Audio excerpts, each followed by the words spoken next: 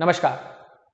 कुंडली का 12वां भाव और 12वें भाव में राहु का क्या फल होगा, इससे पूर्व हम समझते हैं कि 12वां भाव किस चीज का है।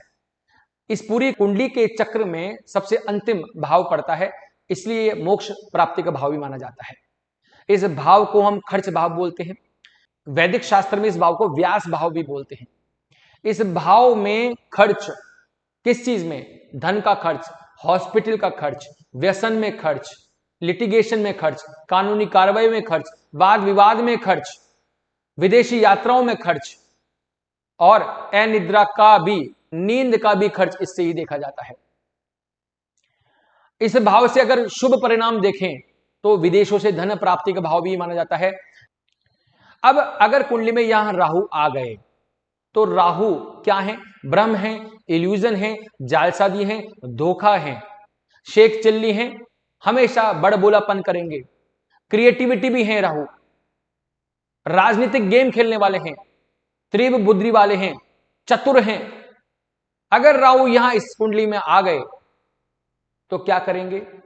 इस कुंडली में सबसे पहले यह देखना पड़ेगा कि वो किस राशि में बैठे हैं।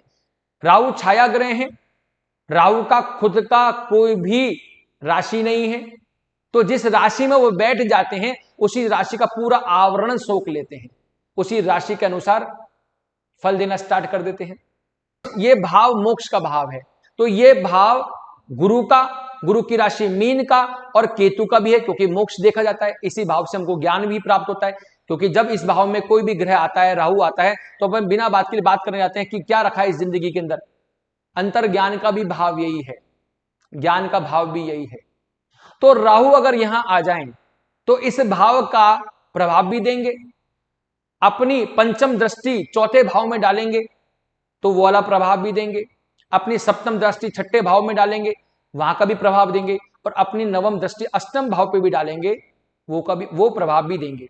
इसका मतलब पूरी 12 भाव में 4 घर पर काबिज हो गए राहु, 1/3 हिस्सा। तो जब राहु की महादशा या अंतरदशा स्टार्ट होती है तो और राहु 12वें भाव में होता है तो प्रभावित जरूर होता है। अब ये देखना पड़ेगा राहु यहां सकारात्मक है कि नकारात्मक। मित्र राशि में बैठे हैं क्या? अगर मित्र राशि में बैठे हैं, बल मिल रहा है, मित्र की दृष्टियां मिल रही हैं, मित्रों का साथ मिल रहा है, तो वारे न्यारे हो जाएंगे। उस भाव में हॉस्पिटल से लाभ, जेल से लाभ, व्यसन से, सट्टेबाजी से लाभ, सभी प्रकार के लाभ, विदेशों से लाभ मिलने लग जाएगा। और चतुर्थ स्थान पे अपनी पंचम दृष्टि डालेंगे तो प्रॉपर्टी से लाभ मिल जाएगा, मां से लाभ मिल जाएगा। अपनी सप्तम दृष्टि छठे भाव में डालेंगे तो कानूनी कार्रवाई में लाभ मिल जाएगा, रोगों का नाश हो जाएगा, चिंताओं की दूरी हो जाएगी। और अपनी नवम दृष्टि डालेंगे अष्टम भाव पर, आकस्मिक लाभ करवा देंगे, और तंत्र मंत्र की विद्याओं में, गहन विद्याओं के अंदर क्या करवा देंगे, थोड़ी सी रुचि करवा देंगे। लेकिन अगर राहु यहां आकर के क्या हो गए, राहु आकर यहां आकर के नकारात्मक हो गए, नेगेटिव हो गए, अपनी शत्रु राशि के अंदर आ गए, शत्रु दृष्टियों में आ गए, तो क्या होगा? जो मैंने इस भाव के एट्रीब्यूट्स बताए, हॉस्पिटल में खर्च, जीवन का खर्च, समय का खर्च, आलसी होना, दावपेच खेलना, अपनी क्रूरता दिखाना, वाद विवाद करना, अपने वाद विवाद के चक्कर में नुकसान करवाना, भ्रम में होना, जिंदगी भर, मतलब जब राहु की परिस्थिति आएगी तो भ्रम में रहना, कोई उस भ्रम के चक्कर में कोई कार्य कर ना पाना। दृष्टि डाली कहां? चतुर्थ स्थान पर, अपनी पंचम दृष्टि, मां से अलगाव, प्रॉपर्टी नुकसान। छठी दृष्टि डाली, सातवीं दृष्टि छठे भाव पे डाली तो क्या होगा? कानूनी कार्रवाई में दिक्कत, रोग, ऋण, चिंता सब आएंगे। और अष्टम पर अपनी नवम दृष्टि डाली तो आकस्मिक हानि के चांसेस हो जाते हैं, तंत्र मंत्र से भी नुकसान हो जाता है। तो राहु यहां आकर के क्या करते हैं? अच्छा और बुरा प्रभाव दोनों देते हैं। अब हम ऐसा क्या करें? देखो, ये 12वां भाव गुरु के स्थान है। क्या है? गुरु का स्थान है। तो गुरु को तो आपको पूजना ही पड़ेगा। अपने जो भी शिक्षक हैं, जो भी अपने गुरु हैं, एक गुरु को आपको हमेशा उसकी बात माननी ही पड़ेगी, गुरु का आपको पाठ करना ही पड़ेगा, आपको गुरु के मंत्र करने ही पड़ेंगे। उसके बाद में अगर हम देखें और क्या क्या करना चाहिए, मैं बार बार कई बार बोलता हूं, राहु के बीज मंत्र कर सकते हैं आप, उसके वैदिक मंत्र कर सकते हैं आप दुर्गा के पाठ कर सकते हैं, गणेश जी का पाठ कर सकते हैं, सरस्वती का पाठ कर सकते हैं। मैं बार बार ये इसी पर क्यों आ जाता हूं?